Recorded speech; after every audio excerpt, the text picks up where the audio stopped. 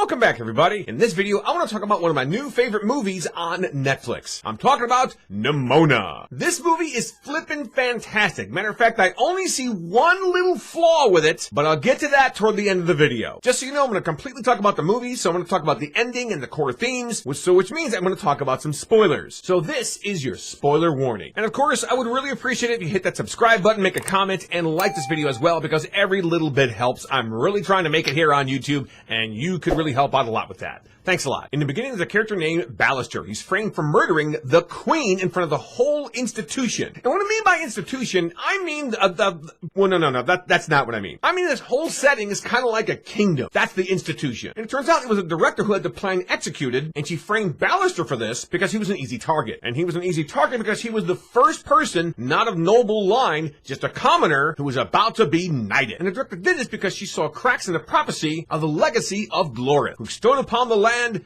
go back to which you came from. Like I said, Ballister is an individual who came from nothing, and he was randomly selected to become a knight, and he didn't fit the usual profile, but he fought hard to be a knight. Once he's accused of killing the Queen, this is where Nimona comes in. Now, there's definitely a core theme of being an outsider and fighting to fit in the forefront of the movie, whether it's Ballister or Nimona. For example, the institution is based on the tale of Glorith, destroying the monster 1,000 years ago, and banishing it back into the darkness. And the so-called monster is in fact Nimona from 1,000 years ago. She has this ability to shapeshift into different creatures and people. And even though she became friends with Glorith, the rest of the people in her village didn't allow her to be part of the community, even though she didn't mean any harm with her powers. When you see the whole montage of Nimona's backstory, it's not only sad and gut-wrenching, but it's very powerful to see where she came from. Now here we are in present day, and there's a statue of Glorith with a big sword pointing, and everybody in this kingdom knows the story. But unfortunately, this story is pure exaggeration and fiction, and it was only a young Glorith who said that to Nimona, not a noble warrior chasing the beast away. The whole institution is built on a lie, and the director wanted to keep that lie in place. Even if she didn't know it at first, she knows it's a lie later, and she wants to keep and maintain control of the people, like other things that are today. Anyway, toward the end, when Ballister actually calls Nimona a monster, it really breaks her heart. And she becomes this big monster thing destroying the town because, well, that's what they want. And realizes, what have I done? And the one thing that really gets me every time I see this movie is this line right here. I don't know what's scarier. The fact that everyone in this kingdom wants to run a sword through my heart. Or that sometimes I just want to let him. But the beauty of this movie is when Ballister realizes he's wrong and does this. I'm sorry.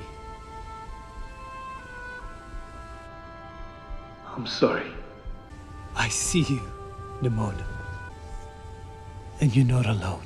And even though they hug and he accepts her for who she is by calling her Nimona, not a monster, the director still wants to destroy the city to destroy the monster. Almost sounds like Florida to me. Anyway, toward the end, when the gun is about to shoot toward all the people, Nimona does something unexpected. She flies right into the gun and destroys it, and I assume destroying the director as well. Now, when Nimona destroys the big gun, she destroys herself too, because you see all these pink sparkles coming down. This is the sparkle that she had when she was shapeshifting. Well, it's like raining little sparkles. So yeah, she's gone. She made a sacrifice to save the people, and the people accepted her as a hero now. Now here's the one thing I don't like about the movie. The very last 5 seconds. Ballister is in their old hiding spot, their old villain lair. He's looking for her, thinking she might show up. Well, she's gone.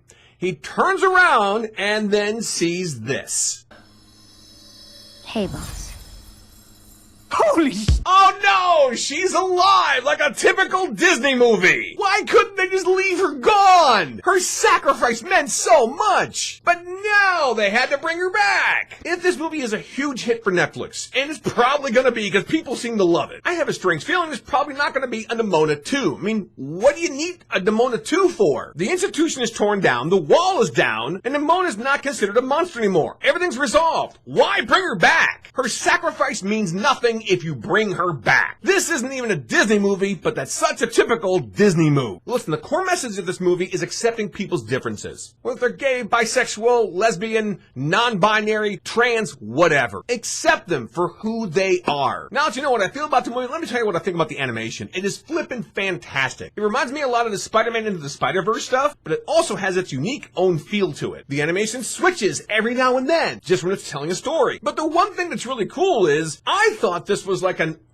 hey, medieval times type of movie. No, it's modern times because there's flying cars and there's laser guns and there's bow and arrows and there's technology like cell phones, but we're in a kingdom, which is very, very unique and original. Listen, I can go on and on about this. I've seen it like 3 times already, but I want to know, what did you think about Nimona? Please comment below the video and let's talk about it, because I want to know what you think about Nimona.